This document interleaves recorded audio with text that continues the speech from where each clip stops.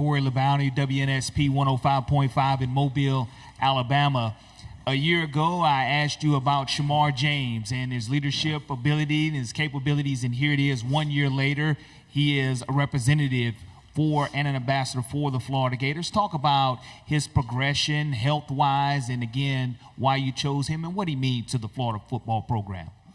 Shamar is, let me tell you what, man, Shamar is a lot of fun to be around.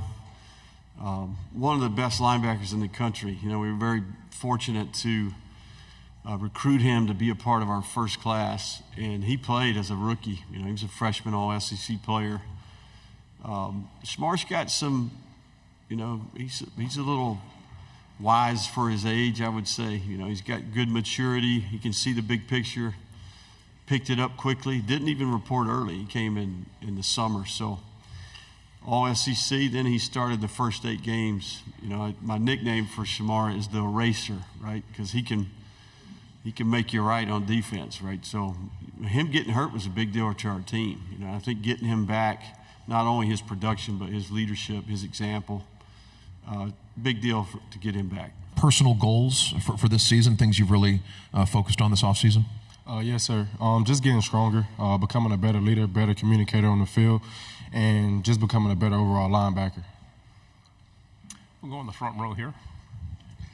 Shamar, I've been asking everyone with Oklahoma's entrance into the SEC, what can they expect on road games on Saturdays? Every road game is going to be a battle. Oh, yes, sir. One of the most hectic environments. You know, playing in the SEC for 2 years now, you can see some very interesting stadiums, very interesting crowds, so it'll be something fun to see. Let me go ahead and ask you a follow-up question, too. Also, OU Texas comes in with a heated rivalry. It's something that really, it's one of the best in college football. But you have a rivalry. You go to Jacksonville every year, a neutral site, just like OU Texas. What's it like playing in Jacksonville, playing in Georgia, in that atmosphere, a neutral game, a neutral setting? It's amazing. You're coming over the hill, coming down the hill, you'll see split blue and split red. So, you know, it's a tradition that's going to continue to thrive. And, you know, it's amazing. It's a lot of emotion coming into that game. Yes, sir, for sure. We'll go on the aisle right here. Shamar, Aaron Mukes, WALB. How has the linebacker room improved this offseason? Most definitely. It improved a lot with skill set, I would say, bringing in Pup Howard and some freshmen like Miles Graham and Aaron Childs. We bring in a lot of skill with a lot of vets in the room like myself, Derek Wingo, Ronald Moulton. So I would say that it's improved a lot in skill-wise and in leadership. We'll go on the back row. What can you say about Ron Roberts and the impact he's had on the team and your game? Coach Roberts has brought a lot of experience and I would say personality to our room and to the unit as a whole. And Coach Roberts, he just come in every day and work and instill in us, you know, just take it one day at a time and be intentional with your work. What's the most fun about playing SEC football? The most fun about it is every game. You know you're going to come in and play a tough team every single game, no matter who it is, no matter the record. So, and also the environment is also hectic as well. Is the environment in the swamp maybe the best? I would like to think so. Okay. We'll go on the aisle. Shamar, talk about the end of the season. Like 5 out of 6 games, you guys see Georgia, Ole Miss, Texas. Do you guys prepare for that? How do you guys prepare for that type of schedule? We know every week in the SEC is tough, but how do you look at that at your schedule this season? Take it one game at a time. You know, you don't prepare differently for different opponents. You always come in on that Monday or Sunday and think like putting our head down to go win this game. So, you know, it's just obstacles in our way, and it's just like any other team, we got to go in and get the win. Shamar, who's a name or two on the Florida defense people might not know right now, but you think by the end of the season they'll have broken through and proven themselves? Yes, sir. Greg Smith, a freshman that came in. Jameer Grimsley, another freshman. DJ Douglas from Alabama guy. Charquez Bridges, transfer from Oregon. Those are some names that we have in household right now that's I believe is going to make a big splash this year. On the aisle. From a defensive standpoint, what have you seen from DJ Lagway, the freshman coming in, that has impressed you? Most definitely has a big arm. He can sling it, you know, 60, 70 yards. And I'll say that DJ, he comes in ready to learn. I mean, he's always with Graham in the playbook, on the field, going through certain progressions, drops. So I feel like DJ's, he's going to be pretty good in the upcoming years. On the left. We talked to Keenan, the Tennessee linebacker, yesterday, and he missed most of the season with an injury but stayed really involved. You missed a couple games last year with an injury. What were some things you were doing despite being injured to stay involved with the team, stay ready, and stay mentally prepared? Staying close with the team. Injuries, it can sometimes draw guys away from the team. And I believe that some guys may consume themselves of too much of football, that's what they become. So I'll say just stand around the team, encouraging the guys each and every week, each and every opponent that we may have. So I'll say that, yes, sir. On the left, standing up. Hey, Brian Holland, WVLA in Baton Rouge. Every rivalry is different, right? Like, if you had to describe to someone who's never been, LSU in Florida, that environment, those fans, how would you describe it? Crazy. From the pregame to the first quarter through the fourth quarter, it's constant yelling, constant chirping from each side, the fans. Like, it's an environment that you just can't describe in words, I would say. Yes, sir. Do you have a particular favorite roadside to go to, or one that you don't care for? I've played at Tennessee my freshman year. That was pretty loud. Yeah, it was pretty fun as well to play in there. Left side. You mentioned some young players who may break through. What are the most important things those guys can do to help the team in the fall? Guys who haven't played very much but could have a big role this season. Mm-hmm. The most important things that they do is come to the facility and work every day. They never have excuses. When their body hurt, they still going, giving 100%. So I'll say that's what's going to separate them and bring themselves to the spotlight. What are some things Graham has done to win the team over? It can be tough as a transfer quarterback to prove yourself to the guys, but what are some things he's done to establish himself as a leader?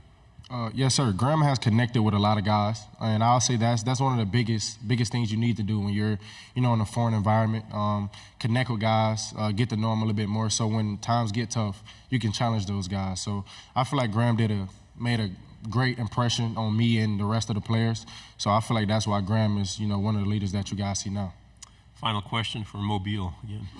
Shamar, the hardest part for you being on the sidelines, not being able to play. I know you learned some valuable lessons in high school, watching and not being able to play, being injured. Those lessons, tell me how that helps you at your linebacker position. And now that iPads are going to be on the sidelines as well, so you can see real-time mistakes. Oh, yes, sir. Like you mentioned, being hurt my senior year, at the end of my senior year, it kind of helped me in this journey that I had with the surgery and the knee injury that I had. And I'll say that it allows you to see the game outside of the game, see how things function outside of being on the field, and just coaching up the young guys or guys that maybe not be fully confident in their ability. So I'll say that's something that I really focus on during my off time. Look, not breaking any news here, having Shamar James back at linebacker, starting linebacker, is going to have a great effect.